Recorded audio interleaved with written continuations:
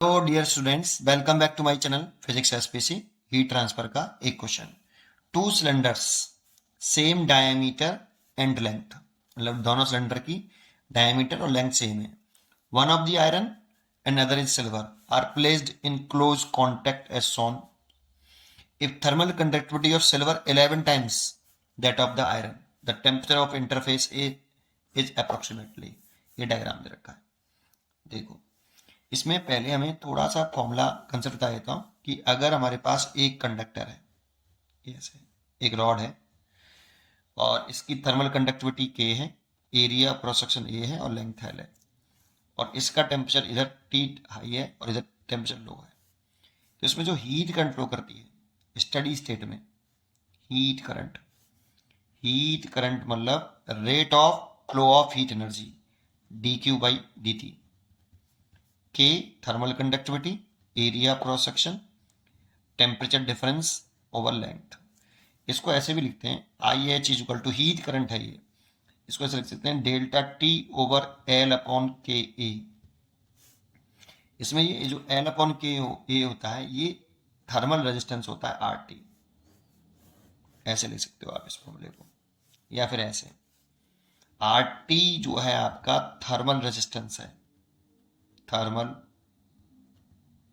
Resistance, और ये होता है length upon thermal conductivity into area of cross section. ये फॉर्मूला होता है थर्मल रेजिस्टेंस का। ठीक है, चलिए अब इस न्यूमेरिकल को करते हैं। तो देखो, इसमें एक रॉड ये है और एक रॉड ये है, दोनों का थर्मल कंडक्टिविटी अलग अलग है। क्वेश्चन में गिवन है इसकी थर्मल कंडक्टिविटी लेट कर लेता हूँ K1 है, इसकी K2। और क्वेश्चन में ये गिवन है कि जो थर्मल कंडक्टिविटी है सिल्वर की जो थर्मल कंडक्टिविटी है, सिल्वर मतलब K2, वो 11 टाइम्स है आयरन की थर्मल कंडक्टिविटी से। ये गिवन है क्वेश्चन में, है ना। तो जो रेजिस्टेंस होगा इसको ऐसे बना लो वन डायग्राम। एक रेजिस्टेंस ये हो गया थर्मल रेजिस्टेंस और एक ये हो गया थर्मल रेजिस्टेंस। इसे R1 ये आपका आयरन का है और ये सिल्वर का है, ये R2। यहाँ पे जो टेम्परेचर मेंटेन किया है वो 0 डिग्री सेल्सियस किया है और यहाँ पे 100 डिग्री सेल्सियस किया है। तो जो R1 लिखें वो थर्मल कंडक्टिविटी रेजिस्टेंस का फॉर्मूला होता है L अपॉन के ए। तो लेंथ तो दोनों की सेम है, एरिया क्रॉस सेक्शन भी सेम, इसका K1 इंटू ए, और R2 लिखें तो L अपॉन K2A।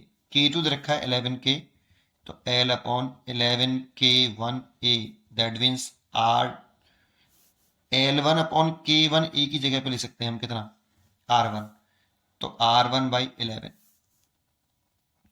ठीक है, अब जो इसमें हीट करंट होगी ना, ये दोनों सीरीज में लगे हुए हैं, सीरीज में लगे हैं, तो जो हीट करंट फ्लो करती है वो high temperature to low temperature करती है। स्टडी स्टेट में हीट करंट सेम होगी, I H. Rate of flow, इसकी यूनिट होती है आई एच की, जूल पर सेकेंड। ये तो rate of heat energy flow है ये, ठीक है, rate of flow of heat energy ये सेम होगी। तो देखो हीट एनर्जी सेम है, तो एक काम करते हैं, आप इन दोनों का इक्विवेलेंट रेजिस्टेंस निकाल लीजिए बेटा। ये और ये 0 डिग्री सेल्सियस पर है और ये 100 डिग्री सेल्सियस पर है। पहले हीट करंट को कैलकुलेट कर लेते हैं, पहले हीट करंट को कैलकुलेट कर लेते हैं। हमें इस पॉइंट का टेम्परेचर निकालना है, इस वाले फेस का टेम्परेचर कितना होगा। तो सबसे पहले हीट करंट निकालिए कितनी होगी, तो हीट करंट आई एच, ये इसको कैलकुलेट करें तो इक्विवेलेंट रेजिस्टेंस निकालें, सीरीज में है इसीलिए R H is equal to, thermal resistance बोले इसे, आर इक्वलेंट कह देता हूँ, कितना R1 plus R2।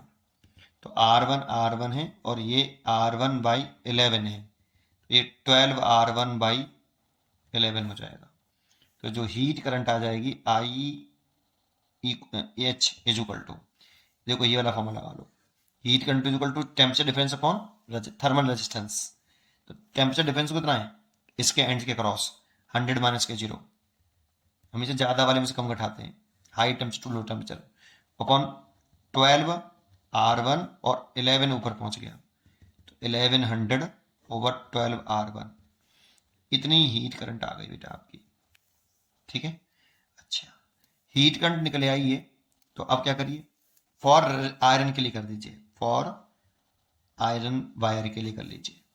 Iron wire के लिए हीट करंट लिखें, आयरन वायर के लिए इधर से आयरन केवल आयरन वायर के लगा रहे हैं, तो कितना टेम्परेचर डिफरेंस 100, और इस जगह पे मान लो टेम्परेचर कितना है T, ये T, तो 100 माइनस के T। केवल आयरन के लिए देखें तो आयरन के एंड के क्रॉस देखें तो 100 माइनस के T ओवर, तो फिर आयरन का रेजिस्टेंस। आप चाहो तो इसके भी क्रॉस बराबर कर सकते हो। कैसे? हीट करंट दोनों में सेम है ना बेटा, हीट करंट दोनों में सेम है, तो ये आयरन के लिए हो गया। इसके लिए करना चाहे तो कितना, T माइनस के 0 ओवर R2, ये वाला फॉर्मूला लगाया बेटा। दोनों में हीट करंट तो सेम है ना बेटा, ऐसे। तो आप चाहो तो यहीं से सीधा कर लो, या फिर IH की वैल्यू पुट कर लो, इससे थोड़ा सा आसान हो जाता है।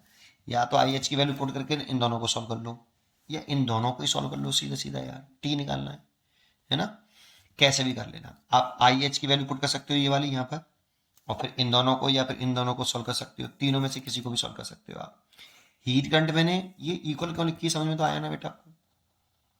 ये आयरन के लिए लिख दिया, ये आयरन के लिए हीट करंट, और ये वाली आपकी किसके लिए लिखी है मैंने हीट करंट, सिल्वर वायर के लिए। सेम है ना दोनों में बेटा, है ना।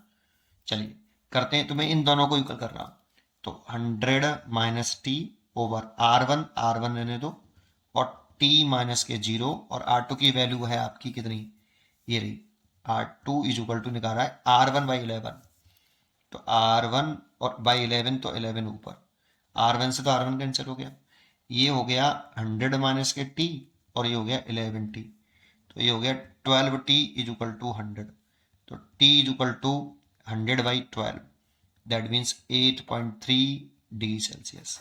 12 का डिवाइड करके देखिए 8.3 डिग्री सेल्सियस आएगा, इसलिए इसकी जो चॉइस हो गई सी चॉइस इज करेक्ट। आप इन दोनों को सॉल्व करते 11 बाई 100 रखते अपॉन 12R1 और फिर सॉल्व करते, तब भी T इतना ही आएगा। कैसे भी कर लो, इन दोनों को सॉल्व कर लो, इन दोनों को सॉल्व कर लो, क्योंकि जो हीट करंट है R1 R2 दोनों में सेम है। पहले मैंने ये R1 के लिए लिखा है और फिर ये R2 के लिए लिखा है, ठीक है। और ये वाला जो मैंने लिखा था यहाँ पे, ये वाला, ये मैंने इक्विवेलेंट के लिए लिखा था, ठीक है। पढ़ते रहिए और खुश रहिए, थैंक यू।